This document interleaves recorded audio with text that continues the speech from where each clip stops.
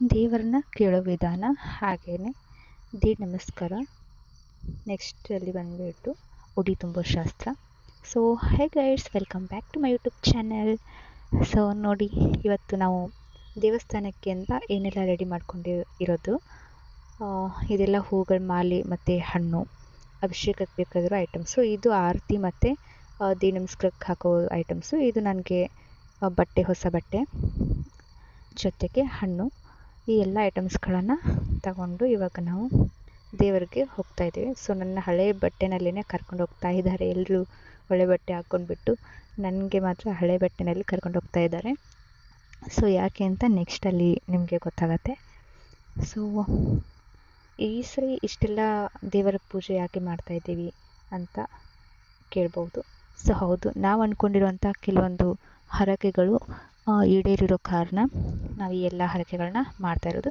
So ನೋಡಿ, ಬೆಳಗ್ಗೆನೇ 6:30ಗೆ ನಾವು ಇಷ್ಟೆಲ್ಲ ರೆಡಿ ಮಾಡಿಕೊಂಡು ಹಾಗೆಯೇ ಪ್ರಸಾದಕ್ಕೆ ಅಡುಗೆ ಎಲ್ಲ ಮುಗಿಸ್ಕೊಂಡ್ಬಿಟ್ಟು ನಾವಿವಾಗ ದೇವಸ್ಥಾನಕ್ಕೆ ಹೊರಟಿದ್ದೀವಿ.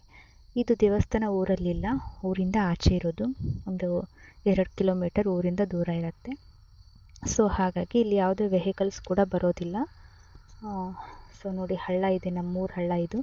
ಸೊ ಈ ಹಳ್ಳ ದಾಟಿದ ನಂತರನೇ ದೇವಸ್ಥಾನ ಬರುತ್ತೆ. ಇಲ್ಲಿ ನಾವೇನೇ ಹರಕೆ ಮಾಡಿಕೊಂಡ್ರೂ ಕೂಡ ಸಕ್ಸಸ್ ಆಗುತ್ತೆ. ಜೊತೆಗೆ ನಾವು ಏನಾದರೂ ಬೇಡ್ಕೊಳ್ಳೋ ಅಂಥದ್ದಿದ್ದರೆ ನಾವೇ ಕೂಡ ಸ್ವತಃ ಕೇಳ್ಬೋದು. ಅದು ಈಡೇರುತ್ತೋ ಇಲ್ಲೋ ಅನ್ನೋದನ್ನು ಕೂಡ ಇಲ್ಲಿ ದೇವಿ ನಮಗೆ ಹೇಳ್ತಾರೆ. ಸೊ ಇವಾಗ ನಾವು ದೇವಸ್ಥಾನಕ್ಕೆ ಬಂದ್ವಿ ಸ್ನೇಹಿತರೆ. ಬಂದುಬಿಟ್ಟು ನೋಡಿ, ಇದೇ ದೇವಸ್ಥಾನ. ಇಲ್ಲಿ ಒಳ್ಳೆ ನೇಚರ್ ಕೂಡ ಇದೆ. ಯಾವುದೇ ಗಲಾಟೆ ಆಗಿರ್ಬೋದು, ವೆಹಿಕಲ್ ಸೌಂಡ್ ಆಗಿರ್ಬೋದು, ಜನರ ಸೌಂಡ್ ಯಾವುದೇನೂ ಇರೋದಿಲ್ಲ. ತುಂಬಾ ಸಂಪಾಗಿರುವಂಥ ವಾತಾವರಣ ಇರುತ್ತೆ. ಸೊ ನಾವಿವಾಗ ಇಲ್ಲಿ ಅಭಿಷೇಕಕ್ಕೆ ಅಂತ ಹಣ್ಣುಗಳನ್ನು ಕಟ್ ಮಾಡ್ತಾಯಿದ್ದೀನಿ. ಅಭಿಷೇಕಕ್ಕೆಲ್ಲ ನಾವೇ ರೆಡಿ ಮಾಡಿಕೊಂಡು ಹಾಗೆ ಕಂಕಣವನ್ನು ಕಟ್ತಾ ಇರೋದು. ಇಲ್ಲಿ ಬಂದುಬಿಟ್ಟೆ ನಾವೆಲ್ಲನೂ ರೆಡಿ ಮಾಡ್ತಾಯಿದ್ದೀವಿ. ಕಂಕಣ ಆಗಿರ್ಬೋದು, ಅಭಿಷೇಕಕ್ಕೆ ಏನೆಲ್ಲ ಬೇಕು ಅದೆಲ್ಲ ನಾವಿಲ್ಲಿ ರೆಡಿ ಮಾಡ್ತಾ ಇರೋದು. ಸೊ ಆರತಿ ಎಲ್ಲ ನಾನು ಮನೆಯಲ್ಲೇ ರೆಡಿ ಮಾಡಿರಲಿಲ್ಲ, ಹಾಗೆಯೇ ಎಲ್ಲ ಎತ್ಕೊಂಡು ಬಂದಿದ್ವಿ. ಸೊ ಇವಾಗ ನಾವು ಕಂಕಣವನ್ನು ಮಾಡ್ತಾಯಿದ್ದೀನಿ. ಹಾಗೆ ಇಲ್ಲಿ 2 ಉಡಿಯನ್ನು ಮಾಡಬೇಕು. ಹಾಗಾಗಿ ನಾನಿಲ್ಲಿ 2 ಉಡಿಗಳನ್ನು ರೆಡಿ ಮಾಡ್ಕೊಳ್ತಾ ಇದ್ದೀನಿ. ಹಾಗೆ ಆರತಿಯನ್ನು ರೆಡಿ ಮಾಡ್ಕೊಳ್ಬೇಕು ಸ್ನೇಹಿತರೆ. ಈ ಒಂದು ದೇವರ ವಿಶೇಷತೆಗಳನ್ನು ನಿಮಗೆ ನಾನು ನೆಕ್ಸ್ಟಲ್ಲಿ ಹೇಳ್ತೀನಿ. ಸೊ ನನಗೆ ಏನೆಲ್ಲ ಸಕ್ಸಸ್ ಇಲ್ಲಿ ಬಂದ ನಂತರ ಸಿಕ್ಕಿದೆ, ಹಾಗೆಯೇ ನಾವು ಕೇಳುವಂಥ ವರ ಕೂಡ ಇಲ್ಲಿ ಆಗುತ್ತಾ ಇಲ್ವಾ ಅಂತ ನಮಗೆ ಸ್ವತಃ ಸಾಕ್ಷಿ ಸಿಗತ್ತೆ. ನನಗೆ ಅದು ಇಲ್ಲಿ ಖಂಡಿತ ಇಲ್ಲಿ ಸಾಕ್ಷಿ ಸಮೇತನೇ ನನಗೆ ಆಗಿದೆ. ಒಂದಷ್ಟು ಹರಕೆಗಳು ನಾನು ಕೇಳಿಕೊಂಡಾಗ ಸಿಕ್ಕಿರುವಂಥ ಉತ್ತರ ಕೂಡ ಇದೆ. ಇವಾಗ ನಾವು ಆರತಿಯನ್ನು, ಕಳಶದ ತಂಬಿಗೆಯನ್ನು ತುಂಬಬೇಕಾದ್ರೆ ಅದಕ್ಕೆ ಒಂದು ಸ್ವಲ್ಪ ಅಕ್ಷತೆ ಕಾಳು ಅಥವಾ ಕಳಶದ ಗಿಂಡಿಯಲ್ಲಿ ಸ್ವಲ್ಪ ನೀರನ್ನು ಹಾಕಬೇಕು. ಹಾಗೆಯೇ ಕಳಶವನ್ನು ತುಂಬಬಾರ್ದು. ಸೊ ಇವಾಗ ನೋಡಿ, ಪಂಚಾಮೃತಕ್ಕೆ ಹಣ್ಣು ಕಟ್ ಮಾಡಿದ್ವಿ. ಇವಾಗ ಅದಕ್ಕೆ ನಾವು ಉಳಿದಿರುವಂಥ ಎಲ್ಲ ಐಟಮ್ಸ್ಗಳನ್ನು ಹಾಕ್ತಾಯಿದ್ದೀನಿ. ಮೊಸರು ಹಾಕಿರ್ಬೋದು. ನೆಕ್ಸ್ಟಲ್ಲಿ ಹಾಲನ್ನು ಮನೆಯಿಂದ ತಂದಿದ್ದು ಎಲ್ಲ ಹಾಲಾಯಿತು. ಮತ್ತು ದ್ರಾಕ್ಷಿ, ಗೋಡಂಬಿ, ಸಕ್ಕರೆ ಎಲ್ಲನೂ ಹಾಕಿಬಿಟ್ಟು ಮಿಕ್ಸ್ ಮಾಡಿಕೊಡಿ ಅಂತ ಪೂಜಾರಿಯವರು ಹೇಳಿದರು. ಸೊ ಹಾಗಾಗಿ ನಾನಿಲ್ಲಿ ಜೇನುತುಪ್ಪ ಹಾಗೂ ತುಪ್ಪ ಪ್ರತಿಯೊಂದನ್ನು ಅವರು ಏನೇನು ನಮಗೆ ಪೂಜೆಗೆ ಹೇಳಿದರು ಆ ಎಲ್ಲ ವಸ್ತುಗಳನ್ನು ನಾವಿಲ್ಲಿ ತೊಗೊಂಡು ಬಂದು ಹಾಕಿ ರೆಡಿ ಮಾಡ್ತಾಯಿದ್ದೀವಿ. ಇದು ಒಂದು ರೀತಿಯಲ್ಲಿ ಎಷ್ಟೊಂದು ಪ್ರಶಾಂತವಾಗಿದೆ ಜಾಗ ಅಂತ ಹೇಳಿದರೆ, ಇಲ್ಲಿಗೆ ಬಂದರೆ ಮನೆಗೆ ಹೋಗಕ್ಕೆ ಮನಸ್ಸಾಗಲ್ಲ. ತುಂಬಾ ಗಡಿಬಿಡಿ, ತುಂಬ ಟೆನ್ಷನ್ನು, ಸಿಕ್ಕಾಪಟ್ಟೆ ಬೇಜಾರಲ್ಲಿ ಇರ್ತೀವಿ. ಸೊ ಇಲ್ಲಿ ಬಂದರೆ ಬೆಳಗ್ಗೆ ಅಥವಾ ಈವ್ನಿಂಗಲ್ಲಿ ಬರಬೇಕು. ಸೊ ಇಲ್ಲಿ ಬಂದರೆ ಸಿಕ್ಕಾಪಟ್ಟೆ ಮೈಂಡ್ ಫ್ರೆಶ್ ಅಂತ ಅನಿಸುತ್ತೆ. ಯಾಕಂದರೆ ಇಲ್ಲಿನ ವಾತಾವರಣ ಆಗಿದೆ. ಯಾವುದೇ ಮನೆಗಳು ಕೂಡ ಇರೋದಿಲ್ಲ. ಇದು ಒಂದು ರೀತಿಯಲ್ಲಿ ಹೊಲಗಳ ಮಧ್ಯೆ ಇರುವಂಥದ್ದು. ಹಾಗಾಗಿ ಇಲ್ಲಿಗೆ ನಾವು ಟಿಫನ್ ಕೂಡ ತೊಗೊಂಡು ಬಂದಿದ್ದು. ಮನೆಗೆ ಹೋಗಿಬಿಟ್ಟು ಟಿಫನ್ ಮಾಡೋಕ್ಕೆ ಟೈಮ್ ಸಿಗಲ್ಲ ಅನ್ನೋ ಕಾರಣಕ್ಕೆ ಇಲ್ಲಿಗೇ ನಾವೆಲ್ಲ ಐಟಮ್ಸ್ಗಳು ತಗೊಂಡು ಬಂದಿದ್ವಿ. ಸೊ ಹಾಗಾಗಿ ಇಲ್ಲಿ ನಾವು ಪೂಜೆ ಎಲ್ಲ ಮುಗಿಸ್ಕೊಂಡ್ಬಿಟ್ಟು ಇಲ್ಲೇ ಪ್ರಸಾದವನ್ನು ಮಾಡಿಕೊಂಡು ಟಿಫನನ್ನು ಮಾಡಿಕೊಂಡು ಹೋಗಬೇಕು ಅಂತ ಪ್ಲ್ಯಾನಿಂಗ್ ಇತ್ತು. ಸೊ ಹಾಗಾಗಿ ಎಲ್ಲ ಐಟಮ್ ಇಲ್ಲೇ ತೊಗೊಂಡು ಬಂದಿದ್ವಿ. ಸೊ ಇವಾಗ ನೋಡಿ, ಅಭಿಷೇಕ ಮುಗಿದಿದೆ. ಹೊಸ ಸೀರೆಯನ್ನು ತೊಗೊಂಡು ಬಂದಿದ್ವಿ ಅಮ್ಮನಿಗೆ. ಹಾಗೆ ಸೀರೆಯನ್ನು ಉಡಿಸ್ಬಿಟ್ಟು ಅಭಿಷೇಕವನ್ನು ಮಾಡಿ ಇವಾಗ ಮಂಗಳಾರತಿಯನ್ನು ಮಾಡ್ತಾ ಇದ್ದಾರೆ. ಸೊ ನೋಡಿ, ಇವಾಗ ದೇವರಿಗೆ ಪೂಜೆ ನಡೆಯೋ ಟೈಮಲ್ಲಿ ಚಿಕ್ಕ ಮಕ್ಕಳನ್ನು, ಯಾವುದೇ ಹೆಣ್ಣು ದೇವರಿಗೆ ಪೂಜೆ ಮಾಡೋ ಟೈಮಲ್ಲಿ ದೇವಿಯ ಎದುರಲ್ಲಿ ಯಾರೇ ಆಗಿರಲಿ, ದೊಡ್ಡವರೇ ಆಗಿರಲಿ ಚಿಕ್ಕವರೇ ಆಗಿರಲಿ, ಯಾರೂ ಕೂಡ ದೇವಿಯ ಎದುರಲ್ಲಿ ನಿಂತ್ಕೋಬಾರ್ದು. ಯಾಕಂದರೆ ದೇವಿಯ ನೇರ ದೃಷ್ಟಿ ಆ ಒಂದು ಮಗುವಾಗಿರಲಿ ದೊಡ್ಡವರೇ ಆಗಿರಲಿ ಅವರ ಮೇಲೆ ಪರಿಣಾಮವನ್ನು ಬೀರುತ್ತೆ. ಯಾಕೆಂದರೆ ಹೆಣ್ಣು ದೇವತೆ ಯಾವಾಗಲೂ ಶಕ್ತಿಶಾಲಿಯಾಗಿರ್ತಾಳೆ. ಸೊ ಹಾಗಾಗಿ ಆಕೆಯ ನೇರ ದೃಷ್ಟಿಗೆ ಯಾರೂ ಬೀಳಬಾರ್ದು. ಹಾಗಾಗಿ ಎಲ್ಲರೂ ಆ ಕಡೆ ಈ ಕಡೆ ಸೈಡಲ್ಲಿ ನಿಂತ್ಕೋತಾರೆ. ಇವಾಗ ನೆಕ್ಸ್ಟಲ್ಲಿ ಬಂದುಬಿಟ್ಟು ಮಂಗಳಾರತಿನ ತಗೊಂಡು ನೆಕ್ಸ್ಟಲ್ಲಿ ನಮ್ಮ ಬೇರೆ ಫಂಕ್ಷನ್ ಪೂಜೆಗಳಿಗೆ ನಾವು ರೆಡಿ ಮಾಡ್ಕೊತಾ ಇದ್ದೀವಿ. ಇವಾಗ ನೋಡಿ, ಅಭಿಷೇಕವನ್ನೆಲ್ಲ ಮುಗಿಸ್ಕೊಂಡ್ಬಿಟ್ಟು ಮತ್ತು ಇವಾಗ ನಾನು ದೀಡ್ ನಮಸ್ಕಾರವನ್ನು ಬೇಡ್ಕೊಂಡಿದ್ರು, ಅಮ್ಮ ಬೇಡ್ಕೊಂಡಿದ್ದು, ನಾನು ಬೇಡ್ಕೊಂಡಿರಲಿಲ್ಲ. ನನ್ನ ಸಕ್ಸಸ್ಸಿಗೋಸ್ಕರ ಅವ್ರು ಬೇಡ್ಕೊಂಡಿದ್ರು. ಸೊ ಹಾಗಾಗಿ ಇವತ್ತು ಅವರು ಹರಕೆನ ನಾನು ಈಡೇರಿಸೋಕ್ಕೆ ಅಂತ ಬಂದಿರೋದು. ಸೊ ನಮ್ಮ ಫ್ಯಾಮಿಲಿ ಎಲ್ಲ ಬಂದಿದ್ದೀವಿ ಇಲ್ಲಿಗೆ.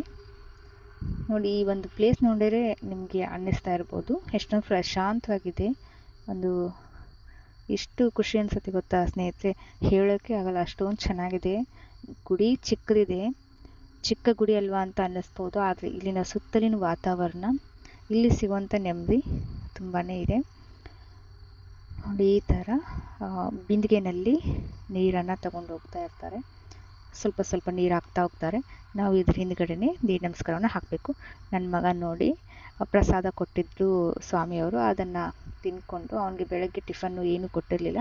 ಸೊ ಹಾಗಾಗಿ ಅವನಿಗೆ 8:30 ಹತ್ತತ್ರನೇ ಆಗಿತ್ತು, ಹಸಿವಾಗಿತ್ತು. ಹಾಗಾಗಿ ಅವನಿಗೆ ಪ್ರಸಾದ ಕೊಟ್ಟಿದ್ದು ತಿಂತಾ ಓಡಾಡ್ತಾ ಇದ್ದ.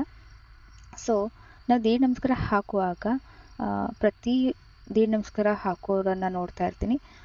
ಕೆಲವೊಬ್ಬರು ಈ ಥರ ತಂಬಿಗೆನಲ್ಲಿ ನೀರು ತುಂಬಿಸ್ಕೊಂಡು ಅದರ ಒಳಗೆ ನಿಂಬೆಹಣ್ಣನ್ನು ಎದ್ದಿ, ಒಂದು ಸರಿ ನಾವು ದೀಡ್ ನಮಸ್ಕಾರ ಹಾಕಿ ಮೇಲೆ ಎದ್ದು ನಿಂತ ತಕ್ಷಣ ಎರಡೂ ಕಣ್ಣಿಗೂ ಆ ನೀರಲ್ಲಿ ಎದ್ದಿ ಆ ಒಂದು ನಿಂಬೆಹಣ್ಣನ್ನು ಕಣ್ಣಿಗೆ ಹಚ್ಚಬೇಕು. ಸೊ ಅದು ಇದು ದೇವರ ಒಂದು ವಾಡಿಕೆ ಇದೆ. ಸೊ ನೋಡಿ, ಇವಾಗ ದೇವರ ನೇರವಾದ ಒಂದು ದರ್ಶನ ಮುಗೀತು. ಇವಾಗ ನೆಕ್ಸ್ಟಲ್ಲಿ ಸ್ನಾನ ಮಾಡಿಬಿಟ್ಟು ಬಟ್ಟೆಗಳನ್ನ ಚೇಂಜ್ ಮಾಡ್ಕೊಂಡು ಬಂದೆ.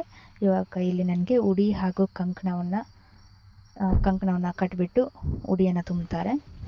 ಸೊ ಹಳೆ ಬಟ್ಟೆಗಳನ್ನು ಮತ್ತು ಬಳೆಗಳನ್ನೆಲ್ಲ ಇಲ್ಲಿ ಬಿಟ್ಟಿದ್ದೇನೆ. ಇವಾಗ ಅದು ನಮ್ಮ ಮೈಯಲ್ಲಿರುವಂಥ ಪೀಡೆಯನ್ನು ಬಿಟ್ಟ ಹಾಗೆ, ಹಳೆ ಬಟ್ಟೆ ದೀಡ್ ನಮಸ್ಕಾರ ಹಾಕಿದ ನಂತರ ಬಿಡೋ ಬಟ್ಟೆ ಹಾಗೂ ಬಳೆಗಳು ಮೈಯಲ್ಲಿರುವಂಥ ಪೀಡೆಯನ್ನು ಬಿಟ್ಟ ಹಾಗೆ. ಸೊ ನೆಕ್ಸ್ಟಲ್ಲಿ ಹೊಸ ಬಟ್ಟೆಗಳನ್ನು ಹಾಕ್ಕೊಂಡ್ಬಿಟ್ಟು ನಾನಿಲ್ಲಿ ಪೂಜೆಗೆ ಬಂದೆ. ನೆಕ್ಸ್ಟಲ್ಲಿ ಬಂದುಬಿಟ್ಟು ದೇವರನ್ನು ಕೇಳೋ ವಿಧಾನ ಅಂತ ಹೇಳಿದೆ ನೋಡಿ, ಇದೇ ಆ ವಿಧಾನ. ಇಲ್ಲಿ ದೇವರ ಒಂದು ಇದಿದೆ ನೋಡಿ, ಇದಕ್ಕೇನಂತಾರೆ ಗೊತ್ತಿಲ್ಲ. ಸೊ ಇಲ್ಲಿ ನಾವು ಹರಕೆಯನ್ನು ಏನೇ ಬೇಡ್ಕೊಳ್ಳೋದಿದ್ರು ಕೂಡ ಮನಸ್ಸಲ್ಲಿ ಮೊದಲು ಬೇಡ್ಕೊಳ್ಬೇಕು. ಬೇಡ್ಕೊಂಡ ನಂತರ ಈ ಥರ ನಾವು ಬೇಡ್ಕೊಳ್ಬೇಕು. ಆ ಬೇಡ್ಕೊಳ್ಳೋದ್ರಲ್ಲಿ 2 ವಿಧಾನ ಇದೆ. ನಾವು ಬೇಡ್ಕೊಂಡಿದ್ದು ಸಕ್ಸಸ್ ಆಗುತ್ತೆ ಅಂದರೆ ಬೇಗ ಕೈಯಲ್ಲಿ ಬಂದುಬಿಡು ಅಂತ ಬೇಡ್ಕೊಳ್ಬೇಕು. ಆಗತ್ತೆ ಅನ್ನೋದಾದರೆ ಕೈಯಲ್ಲಿ ಬೇಗ ಬರುತ್ತೆ. ನೋಡಿ, ಸ್ವಲ್ಪ ತುಂಬಾ ಬಿಗುವಿನ ಮೇಲೆ ಬಂದಾಗ ಮತ್ತೆ ನಾನು 2ನೇ ಟೈಮ್ ಬೇಡ್ಕೊಳ್ತಾ ಇರೋದು. ಇವಾಗ ನೋಡಿ, ನಾವು ಬೇಡ್ಕೊಳ್ಳೋ ವಿಧಾನದಲ್ಲಿ ಒಂದು ಸ್ವಲ್ಪ ಬದಲಾವಣೆಯಲ್ಲೇ ಬೇಡ್ಕೊಳ್ಬೇಕು.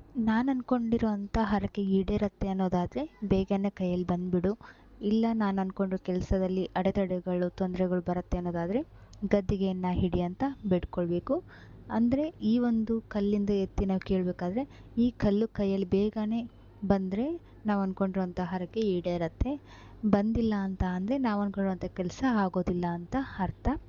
ಸೊ ಆ ಒಂದು ಕಲ್ಲಿಂದ ನಾವು ಕೇಳೋದ್ರಲ್ಲಿ ನಮಗೆ ಖಂಡಿತ ಸಕ್ಸಸ್ಸು ಸಿಗತ್ತೆ.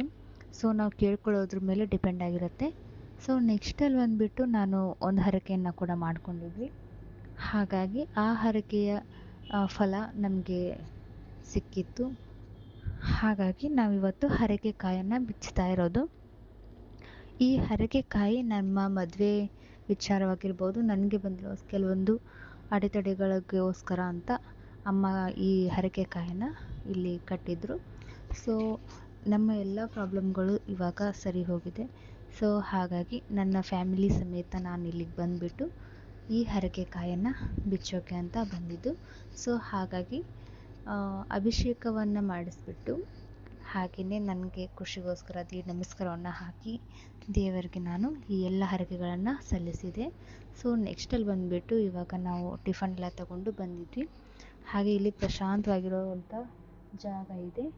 ಅದಕ್ಕೋಸ್ಕರ ಟಿಫನ್ ಕೂಡ ತಗೊಂಡು ಬಂದು ಇಲ್ಲೇ ಟಿಫನ್ ಎಲ್ಲ ಮಾಡ್ಕೊಂಡ್ಬಿಟ್ಟು ಹೋಗೋಣ ಅಂತ ಹೇಳ್ಬಿಟ್ಟು ಟಿಫನ್ ತೊಗೊಂಡು ಬಂದಿದ್ವಿ.